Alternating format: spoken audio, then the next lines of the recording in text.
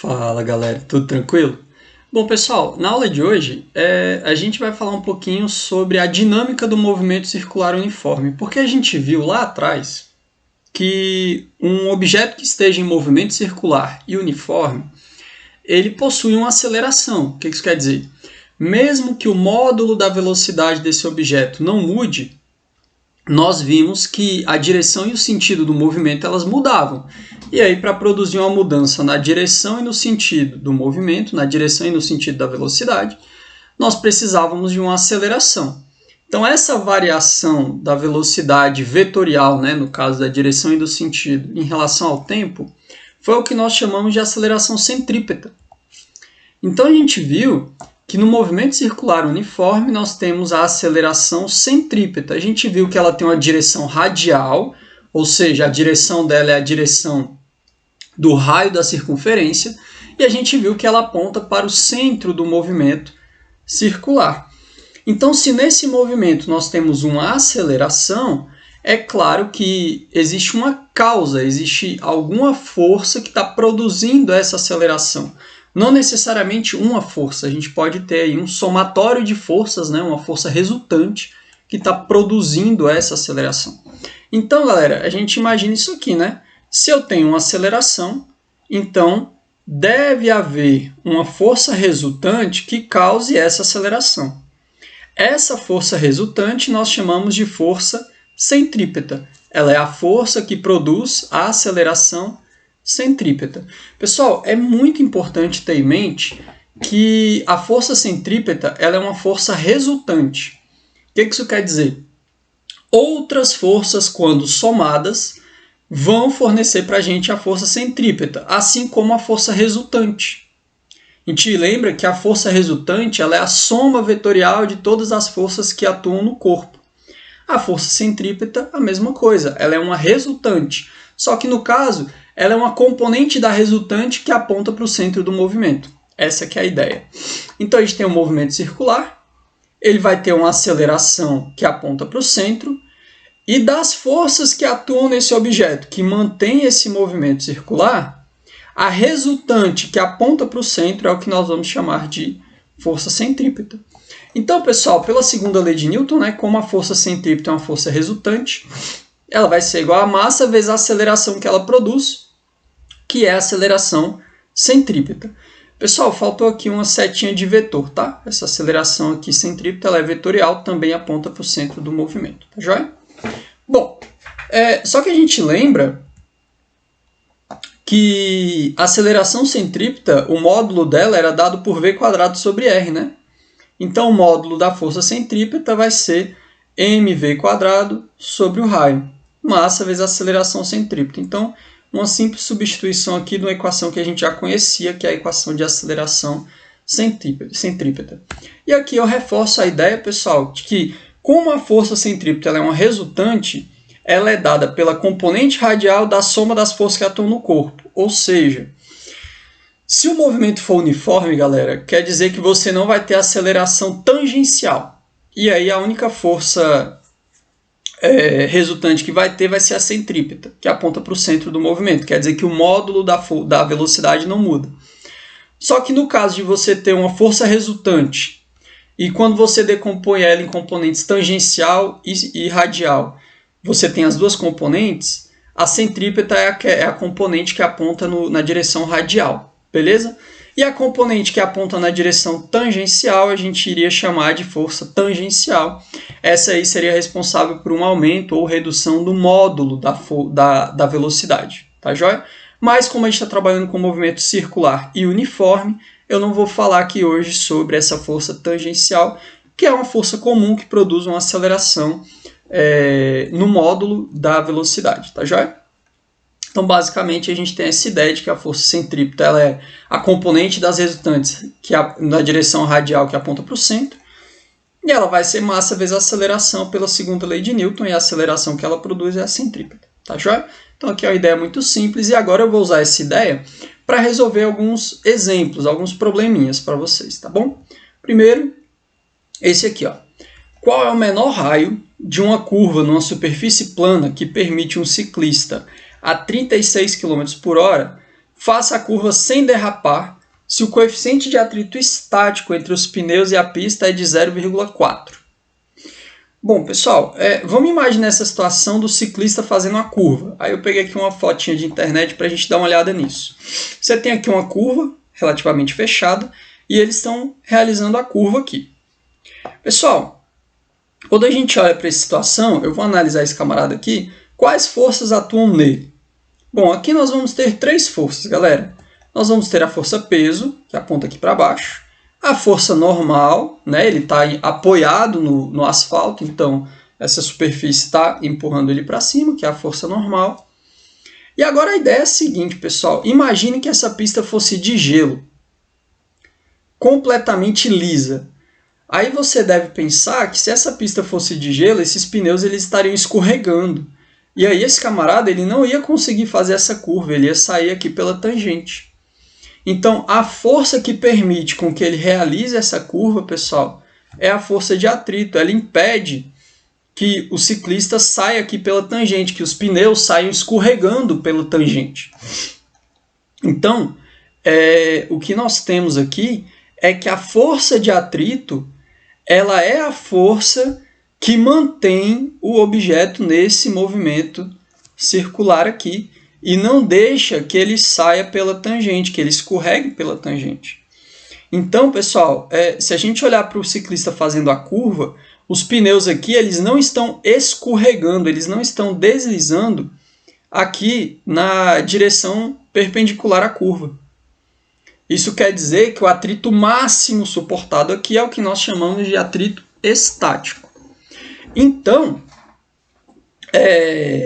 a situação de menor raio, ou seja, a curva mais fechada que eu consigo fazer, é aquela em que a tendência de você sair da curva é a maior possível em relação à força de atrito, ou seja, ela chega a exigir totalmente a força de atrito estática aqui. Então, para resolver esse problema, nós temos que pensar primeiro da seguinte forma. Como eu não tenho aceleração aqui ao longo do eixo Y na vertical, o peso e a normal estão se equilibrando. Então, o somatório das forças no eixo Y é igual a 0. Normal menos peso igual a 0, quer dizer que a normal vai ser igual ao peso, que é massa vezes gravidade. Por que eu estou achando a normal já? A gente sabe que a força de atrito está relacionada com a força normal. Então, eu já uso essa ideia para dizer que a normal é igual ao peso. E agora, pessoal, eu vou perceber que a única força que aponta para o centro do movimento é a força de atrito. Então, ela faz o papel de força centrípeta. Então, a resultante que aponta para o centro do movimento é a força de atrito, então ela faz o papel de força centrípeta. Bom, nós lembramos que força centrípeta é dada por mv² sobre o raio. É massa vezes a aceleração centrípeta, que é raio ao quadrado sobre v² sobre o raio. E a gente lembra que a força de atrito é o coeficiente de atrito vezes a normal. Nesse caso, como o pneu não está deslizando, eu vou usar o coeficiente de atrito estático, tendo em vista que eu quero a condição limite, ou seja, eu quero a condição em que o raio é o menor possível, beleza? Então eu uso a maior força de atrito que eu vou conseguir, que a gente sabe que é a força de atrito estática, tá joia? Então, mv² sobre o raio é igual ao coeficiente de atrito estático vezes a normal. E aí, pessoal, a gente vê que a normal, nós já tínhamos determinado que ela era igual ao peso. Então, no lugar dessa normal, eu posso colocar massa vezes gravidade aqui. E aí, eu tenho massa de um lado, massa do outro, essas massas elas podem cortar. E nós chegamos para o seguinte resultado, né? O raio, que é o que eu quero saber, né? O menor raio possível, ele vai ser igual. Aqui, pessoal, eu peguei o raio, passei multiplicando para o outro lado. Coeficiente de atrito estático e gravidade, eu passei dividindo, voltando aqui. Então, ficou raio igual a velocidade ao quadrado, isso aqui é o módulo da velocidade ao quadrado, dividido pelo coeficiente de atrito estático vezes a aceleração da gravidade. E agora a gente tem todos esses valores. A velocidade era de 36 km por hora. Não esqueça que a gente tem que colocar essa velocidade em metros por segundo, tá? Então, 36 km por hora dividido por 3,6 dá 10 metros por segundo, né, pessoal? Então, a velocidade é de 10 metros por segundo. eleva ao quadrado, né? Dividido pelo coeficiente de atrito estático, que é 0,4. E a gravidade eu estou considerando 10 aqui para facilitar nas contas. Pessoal, 100 dividido por 10 dá 10, 10 dividido por 0,4, isso dá 25 metros. Então, nessas condições em que o coeficiente de atrito entre pista e pneu é de 0,4, em que o ciclista vai fazer a curva mantendo uma velocidade de 36 km por hora, o menor raio que ele consegue fazer, a curva com o menor raio que ele consegue fazer sem derrapar e sair pela tangente é de 25 metros. Se esse raio for menor, ou seja, se a curva tiver um raio menor do que 25 metros, esse cara vai derrapar e não vai conseguir fazer a curva. Provavelmente ele vai derrapar e sair pela tangente. Tudo bem?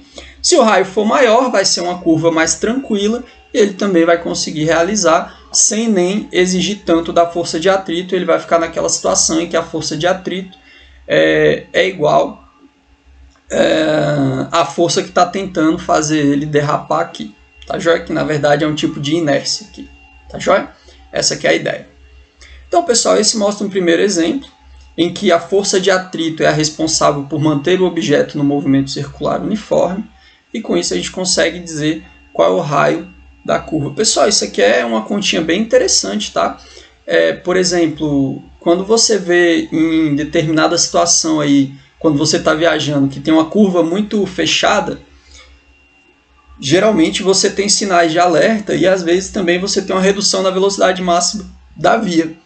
Isso geralmente é calculado para que a velocidade máxima da via ali seja menor do que a velocidade que você consegue fazer a curva. Porque se você fizer a curva muito rápido, provavelmente seu carro vai derrapar e vai sair pela tangente e você vai sofrer um acidente. Então, por isso que nas curvas muito fechadas, quando a gente está viajando, você tem muita sinalização para que você não faça essa curva muito rápido e seu carro não perca, não saia deslizando ao longo da curva e saia pela tangente, beleza? Então isso aqui é uma continha simples, mas bastante importante para a gente, tá? Bom, vou fazer um outro exemplo. Diz o seguinte: na figura, um carro passa com velocidade constante por uma colina, vou botar aqui a figura, por uma colina circular e por um vale circular de mesmo raio. Então a colina e o vale têm mesmo raio.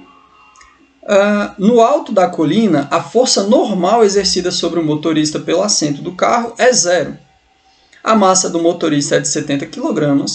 Qual é o módulo da força normal exercida pelo assento sobre o motorista quando o carro passa pelo fundo do vale? Bom, pessoal, aqui a gente está fazendo um movimento circular, só que é um movimento circular de subir e descer, né? Subida e descida. E o que acontece que é interessante? Primeiro eu vou analisar aqui a colina, que é a parte alta, né? Estou subindo e vou começar a descer. Então, quando eu estou aqui no pico da colina, quais forças atuam no carro e sobre o meu corpo também? Nós vamos ter a força peso e nós vamos ter a força normal. Tudo bem, mas olha só que interessante. A força peso, como ela está apontando para baixo, ela está apontando para o centro do movimento circular que você está fazendo. Já a força normal, ela tem direção radial, a direção dela passa pelo centro, mas ela aponta para fora do centro. Então, se a gente for fazer a força resultante na direção radial, eu vou colocar o que aponta para o centro menos o que aponta para fora do centro. Então, nesse caso, pessoal, a força centrípeta vai ser o peso menos a normal. Então perceba que a força centrípeta ela nem sempre é uma força só, ela é uma resultante. Qual é a resultante que aponta para o centro do movimento nessa situação? É o peso menos a normal que está apontando para fora do centro. Beleza? Essa ideia é muito importante. E aí o que a gente enxerga? Bom, a força centrípeta é mv² sobre o raio, o peso é massa vezes gravidade, e ele diz que no topo da colina aqui, a normal ela é nula. Ele diz aqui no texto, no alto da colina, a força normal exercida sobre o motorista é 0. Então, na normal, eu coloquei 0. Bom, qual é o resultado disso? Ora, massa corta com massa, então mv² sobre R igual a mg. A massa corta com a massa, e nós sobramos que a velocidade ao quadrado sobre o raio é igual a gravidade. Pessoal, esse é um resultado muito interessante, porque olha só o que está dizendo isso aqui para mim. Ele está me dizendo que a aceleração centrípeta, lembra que v² sobre o raio é a aceleração centrípeta? Ele está me dizendo que a aceleração centrípeta é igual à aceleração da gravidade. Qual o resultado disso? O resultado disso é que a normal que eu vou sentir é nula. Pessoal, quando você sente uma normal nula, é como se você subisse numa balança e não tivesse peso. Então, sabe aquele friozinho na barriga que dá quando você passa por uma subida e começa a descer? Quando você passa por uma lombada muito íngreme, né? Por uma colina muito rápido, você tem aquela sensação de frio na barriga. Aquela sensação ali é similar a uma sensação de queda livre. Porque ali você tem a sensação de que você não tem peso, sua normal está sendo igual a zero. Não tem nenhuma superfície abaixo de você te pressionando. Então ali é aquela situação em que você dá uma leve descolada do banco do carro. E aí você tem aquele frio na barriga, que é uma sensação de queda livre. Você tem uma aceleração que é igual à aceleração da gravidade. É como se você estivesse caindo em queda livre. É a sensação que você vai ter nessa situação aqui, que é um fato bastante interessante, né? Então, quando a normal que nós sentimos é igual a zero, em geral significa que nós estamos tendo a sensação de queda livre. É o que basicamente se usa, é o que basicamente acontece quando você tem esses simuladores espaciais. Quando você quer simular a situação de não ter gravidade, né? Simulação de gravidade zero, você geralmente é colocado em um sistema físico que vai fazer com que você tenha essa sensação de queda livre. Muitas vezes isso é feito dentro de um avião, por exemplo, que é desligado. Basicamente, você faz um lançamento balístico com o avião com você lá dentro. E a sensação de que você tem é que você está no espaço sem nenhuma força, peso atuando no seu corpo. Beleza? É uma ideia bastante interessante. Qualquer coisa, depois eu mostro para vocês essa simulação, que ela é bem interessante. Bom, mas o que esse resultado me diz, né, professor? Não adiantou nada, porque eu não sei a velocidade nem o raio. Só sei a gravidade. Não, mas agora a gente pode pensar o seguinte, galera. Se eu pensar no vale agora, eu tenho uma pequena inversão. As forças que atuam no objeto, quando ele está no vale, né, na parte baixa aí do movimento circular, continuam sendo peso e normal. Mas o que mudou? O que mudou agora, pessoal, é que a normal que está apontando para o centro do movimento. E o peso está na direção radial, mas ele aponta para fora do centro. Então, nesse caso, a força centrípeta ela inverte os sinais da normal e do peso. Nesse caso, a força centrípeta vai ser normal menos o peso. A normal que aponta para o centro, menos o peso que aponta para fora do centro. E aí, pessoal, nesse caso, olha só o que vai acontecer. Nós vamos ter que a normal vai ser igual a força centrípeta mais o peso. Eu quero descobrir essa normal, então eu peguei o peso negativo para ser positivo. E a força centrípeta é mv² sobre o raio e o peso é massa vezes gravidade. Só que ele disse que a velocidade com que eu passo pelo vale é igual à velocidade com que eu passei pela colina. E ele também diz que o raio da colina é igual ao raio do vale, do movimento ao longo do vale. O que isso quer dizer? Quer dizer que a aceleração centrípeta v² sobre r vai ser a mesma no vale e na colina, porque tem a mesma velocidade e mesmo raio. Então, v² sobre r nós já tínhamos concluído que era igual à aceleração da gravidade quando ele passou na colina. Aqui vai ser a mesma coisa. Então, no lugar do v² sobre r, eu posso pôr a aceleração da gravidade. Só que aqui nesse caso, nós vamos ter então que a normal ela vai ser massa vezes gravidade mais a massa vezes gravidade do peso. Ou seja, a força centrípeta que está atuando no seu corpo é igual ao seu peso. Então a normal que você vai sentir é de 2 vezes o seu peso. Está aqui, 2 vezes massa vezes gravidade. O que eu fiz? No lugar de v² sobre r eu botei a gravidade. Ficou massa vezes gravidade, mais o peso, que é massa vezes gravidade. Então, nós temos 2 vezes a massa vezes gravidade, 2 vezes o peso. Então, a normal que esse cara vai sentir, né, o peso dele, a massa é 70, a gravidade é 10, 70 vezes 10, 700, vezes 2, 1.400 newtons é a normal que esse camarada vai sentir. Então, repare, pessoal, nas mesmas condições, se você passa pela colina, a força centrípeta é igual ao seu peso. Só que ela está subtraindo do peso para dar normal, né? Se você fizer aqui normal igual a peso menos a força centrípeta, você se sente sem peso. Então, quando você passa na colina, você sente sem peso.